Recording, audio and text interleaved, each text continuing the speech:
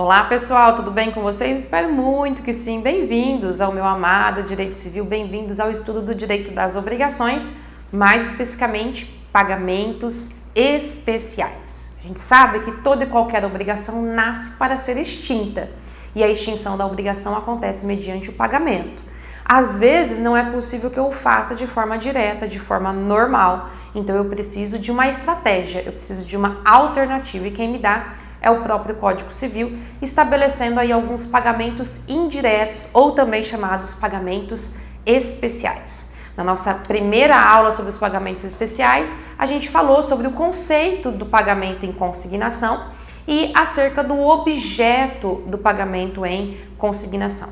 Nessa aula nós vamos falar sobre os fatores que autorizam o pagamento em consignação. Será que basta a vontade do devedor para efetuar esse pagamento? Não. A gente vai ver que somente na forma e de acordo com a lei, nas hipóteses estabelecidas pela lei, é que esse pagamento ele pode acontecer.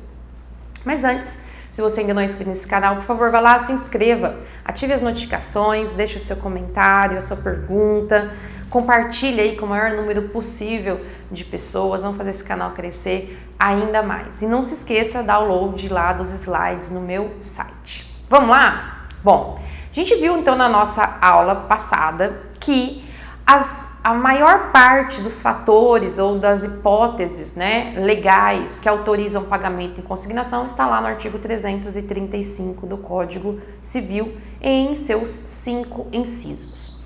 O que não impede que um outro dispositivo legal ou um outro ordenamento jurídico venha e estabeleça a possibilidade do pagamento em consignação. Então, se a lei autorizar, eu posso efetuar o pagamento em consignação. O que diz o 335? Vamos começar então pelo inciso 1 do 335, que é o mais comum, que são as hipóteses mais comuns desse pagamento em consignação. O inciso 1 vai dizer assim, se o credor não puder, então a gente vai analisar esse inciso aí, cada uma das partes e situações que são apresentadas pelo Código Civil.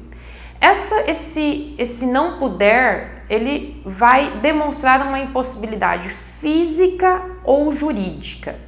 Então, o credor, por algum motivo, está impossibilitado fisicamente de receber a obrigação, de receber o objeto ali da relação obrigacional. Ou ele está impossibilitado juridicamente de receber ali aquela prestação. Vamos imaginar que, por algum motivo, a empresa credora está sem um representante legal. Vamos imaginar que o administrador da empresa faleceu hoje, e eu cheguei lá para efetuar o cumprimento da obrigação e cadê o representante da empresa para me dar a quitação? Não tem ninguém para me fazer isso. Então, é impossível que o credor receba a minha obrigação. Eu vou esperar que seja nomeado um administrador, vou esperar que seja nomeado ali um inventariante para que eu efetue o pagamento da obrigação? Não, porque se eu esperar, eu vou ter que pagar juros, correção monetária, todas as consequências da mora. Então, nesse caso, eu preciso ter a possibilidade de efetuar o pagamento, mesmo que extrajudicialmente ou judicialmente, para cessar esses efeitos. Porque a partir do momento que eu faço o pagamento em consignação, num primeiro momento, os efeitos da mora ficam paralisados. Então, não vai incidir juros, não vai incidir correção monetária, a multa. Até que o juiz analise se realmente o meu pagamento em consignação está de acordo com o que está determinado pela lei, então eu não tenho que pagar qualquer consequência. Somente se realmente eu não me encaixo nos fatores estabelecidos pelo Código Civil é que os efeitos da mora poderão incidir. Caso contrário, não. Então eu não posso ficar esperando, eu preciso fazer cessar esses efeitos. Eu faço cessar através do pagamento em consignação.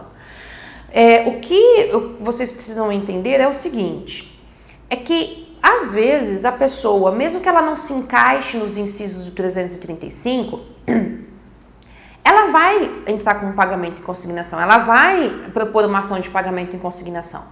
Só que essa ação, ela poderá ser julgada inepta o juiz extingui-la sem julgamento do mérito, justamente para dizer não existe interesse de agir aqui porque não se encaixa em nenhuma das situações do artigo 335. Então, às vezes sim, tá? A pessoa vai propor a ação, só que caberá ao juiz analisar se a pessoa está se encaixando num dos fatores determinados e definidos pela lei. Então, um desses fatores é se o devedor demonstrar na sua petição inicial que era impossível efetuar o pagamento ao credor porque o credor faleceu naquele dia, né? Ou porque houve ali, né, a destituição do administrador da empresa naquele dia e não foi nomeado um novo representante, não tem ninguém que possa assinar a quitação para mim. Então, nesse caso, eu posso e tenho motivo para efetuar o pagamento em consignação. A outra situação que o inciso 1 vai dizer é: sem justa causa, o credor se recusa a receber. Então, o devedor chega para o credor e diz: olha, vim efetuar o pagamento da obrigação. Ah, é? O que você trouxe aí? Olha, eu trouxe exatamente aquilo que a gente convencionou, os R$1.000 em dinheiro, o prazo era dia 10, hoje é dia 10, o local do pagamento era dívida portável, né? Eu tinha que trazer aqui no seu domicílio credor, então estou aqui para efetuar o pagamento da obrigação. Aí o credor diz assim: não quero receber. Como assim você não quer receber? Pagar, além de ser um dever do devedor, também é um direito. Ele tem o direito de efetuar o pagamento, porque é o pagamento que vai livrá-lo de todos os efeitos, de todas as consequências do inadimplemento. Então, se o credor, sem justa causa, injustificadamente, se recusa a receber, eu tenho motivo legal para propor a ação de consignação em pagamento. Agora, diferente né? Eu tinha que receber R$1.000, a pessoa me chega aqui com R$500. Eu sou obrigada a receber? De forma alguma. Ou a pessoa tinha que me pagar dia 10, chegou aqui dia 20 para me pagar. Eu sou obrigada a receber? De forma alguma. Então, nesse caso, se injustificadamente o credor se recusou a receber, eu tenho um motivo para isso. Mas, às vezes, o credor não está se recusando a receber o objeto da obrigação. Ele está se recusando a fornecer a quitação. E a gente falou disso nas nossas últimas aulas. Não pode o credor se recusar a fornecer a quitação. Se ele se recusar, eu tenho o direito, e a gente falou lá, quando a gente estava falando de quitação, do 335, inciso 1. A gente falou, então, que esse inciso dá o direito que o devedor retenha a coisa e a deposite judicialmente para fazer cessar os efeitos da mora. Então a pessoa até fala assim: não, eu recebo, ó, tá aqui os R$1.000. Ah, eu recebo, mas eu não vou te dar recibo, eu não tenho recibo, não tenho. Não, então, peraí, me devolva, eu não vou te entregar os R$1.000 porque você está se recusando a me fornecer a quitação. Também é um motivo que autoriza o pagamento em consignação. E o inciso 2? O inciso 2 vai dizer o seguinte, ó: se o credor não for nem mandar receber a coisa no lugar, tempo e condição devidos. O que isso significa? Significa que se trata de dívida quesível, ou seja, o credor tinha que sair do domicílio dele e ir até o domicílio do devedor para receber. E ele não tendo feito isso, não tem que sair o devedor correndo atrás dele. Basta que o devedor efetue o pagamento em juízo, basta que ele faça o pagamento em consignação para se livrar dos efeitos da mora. Por isso que é importantíssimo que se fixe no contrato, né, na avença entre devedor e credor, qual é o lugar do pagamento. Porque se o lugar do pagamento for o domicílio do devedor, dívida querável ou quesível, o devedor ele permanece inerte na sua casa aguardando que o credor venha. Se o credor não apareceu no dia, tempo e local estabelecido, então esse devedor poderá propor uma ação de consignação em pagamento. Diferente seria se a dívida fosse portável. Se fosse portável, o devedor tinha que sair da casa dele e ir lá na casa do credor para efetuar esse pagamento. Então, se o credor não foi buscar, nem mandou ninguém buscar, então eu também tenho o direito de efetuar o pagamento em consignação. E o inciso 3? O inciso 3 vai falar, ó: nas hipóteses do credor ser incapaz de receber ou desconhecido, ou declarado ausente, ou estar em local incerto ou de difícil acesso. Vamos analisar cada um deles? Primeira situação, ó. O credor, ele é incapaz. Então, eu chego para efetuar o pagamento da obrigação e o credor é incapaz. Mas não basta só que ele seja incapaz. Para que você esteja autorizado a efetuar o pagamento em consignação, o credor incapaz não pode ter, desde que ele não tenha também um representante. Porque se ele for incapaz e ele tem representante, eu não posso efetuar o pagamento em consignação, eu tenho que efetuar o pagamento ao representante. Então, se ele tem um representante capaz de dar quitação ao devedor, é o representante que eu tenho que efetuar o pagamento. Agora, o credor é incapaz e não tem representante. Eu cheguei para pagar o adolescente e o representante dele, o pai dele faleceu e ainda não foi nomeado um novo representante, um tutor, né, que seja ali responsável por ele. Eu vou efetuar o pagamento ao adolescente? Não, eu vou efetuar o pagamento em consignação. Uma outra situação que a gente tem que analisar no inciso 3 é o credor desconhecido. Como assim, professora? Você disse que o pagamento deve ser feito ao credor que seja credor à época do pagamento. E a gente viu que às vezes o credor lá do momento da formação da obrigação não é o mesmo credor no momento do pagamento. Isso pode mudar. Isso acontece, por exemplo, quando há o falecimento do credor. Então, o credor faleceu e eu sei que eu tenho que pagar para quem? Para os herdeiros. Quem são? Não sei, não conheço, nunca vi, não faço a menor ideia de quem sejam esses credores. Ou eu preciso efetuar o pagamento do cheque. Cadê o meu cheque? Com quem tá? Não sei, ele é o portador, ele pode ser passado de uma pessoa para outra. E aí? Eu não tenho ninguém, né, para efetuar o pagamento dessa obrigação. Pagamento em consignação. Professora, como é que eu vou fazer uma ação de consignação em pagamento se eu tenho que mandar citar alguém e se essa pessoa é desconhecida, como é que eu cito? Citação por edital, tá bom? Então, nesse caso, se é desconhecida a pessoa, se a pessoa aqui, né, não é conhecida, a citação ela vai acontecer através de edital. Vou colocar lá, o herdeiro do João dos Santos, né? Os herdeiros da Maria da Silva. Então, eu vou citá-los judicialmente, citá-los por edital para que eles compareçam. E a hora que aparecerem, o dinheiro está lá, a coisa está lá, guardadinha, preparadinha, para que haja, então, ali o recebimento e a quitação da obrigação. A outra hipótese é do ausente. A gente sabe que a pessoa que desaparece, de acordo com o artigo 22 do Código Civil, sem deixar representante, sem deixar um procurador que possa responder por ele, essa pessoa ela pode ser declarada ausente. E o ausente é aquele que desapareceu. E a gente sabe que o ausente só será ausente judicialmente falando através de uma declaração judicial.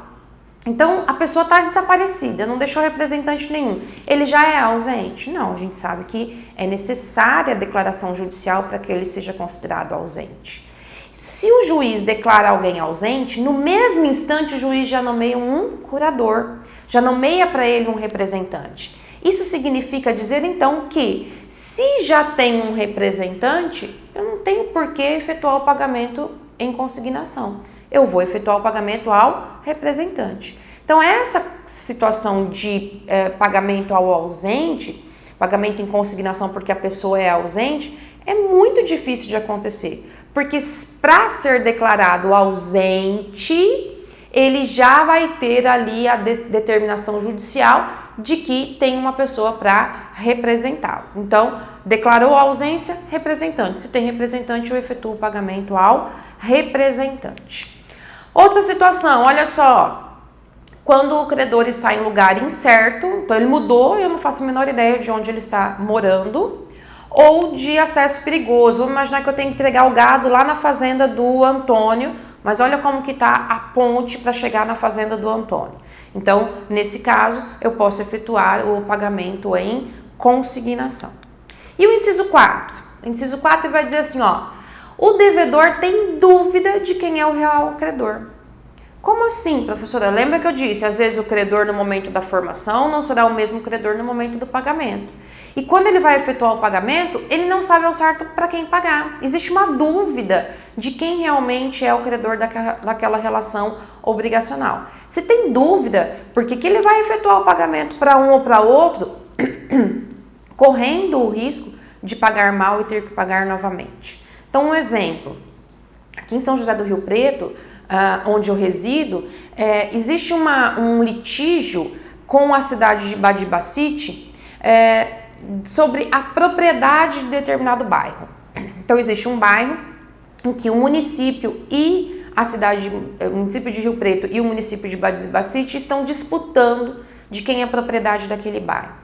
E os moradores daquele bairro recebem 2 carnês de IPTU. Um vindo do município de São José do Rio Preto, outro vindo do município de Badibacite. Então, eu sou devedora do pagamento do IPTU e credores eu tenho 2, Rio Preto e Badibacite. E aí, eu vou pagar o de Rio Preto? E depois, se Badibacite quer o verdadeiro credor? Vou pagar a Badibacite e se depois Rio Preto é o verdadeiro credor? O que eu faço? Pagamento em consignação. Então, se há uma dúvida legítima de quem seja o verdadeiro credor dessa obrigação, melhor que eu faça, então, através do pagamento em consignação. E o inciso 5 vai dizer o seguinte, se pender litígio sobre o objeto do pagamento. Então, o João tem a obrigação de entregar esse carro azul aqui para o Antônio, só que o Antônio está disputando judicialmente com a Maria a propriedade desse carro. Existe uma contenda entre o Antônio e a Maria sobre a legitimidade aqui da coisa, do objeto. Se tem um litígio acerca disso, lembra que a gente falou quando os bens são penhorados, né? Se eu recebo uma intimação dizendo que o bem, objeto do litígio, ele é penhorado por conta de uma dívida do credor, o que eu tenho que fazer? Depósito judicial, tá? Então, nesse caso, se pender litígio sobre o objeto da coisa, o pagamento obrigatoriamente deve ser através de pagamento em consignação. Tudo bem, pessoal? Então, 5 fatores que autorizam o pagamento em consignação. Se na minha petição inicial eu não conseguir provar para o juiz que eu me encaixo nesses fatores ou outros determinados pela lei, o juiz declarará a carência da minha ação e não dará prosseguimento a ela. E aí, todos os juros, correção monetária, todos os efeitos da mora incidirão desde a data do vencimento da obrigação. Então, mesmo que eu entrei com a ação e o juiz decidiu isso lá com 10 dias após a propositura da ação, retroagem os efeitos da mora à data do vencimento da obrigação. Eu não tinha motivos para efetuar o pagamento em consignação. Eu estou brigada com o credor, eu não queria ir lá efetuar o pagamento. Depositei em juízo. O juiz vai dizer, isso não é motivo, você não o fez porque não quis, incidirão então sobre o valor da obrigação todos os efeitos da mora desde a data do vencimento. Tudo bem? Bom, temos muito a falar ainda sobre pagamento em consignação e espero vocês na nossa próxima aula. Espero que vocês fiquem bem, fiquem com Deus e até lá. Tchau, tchau.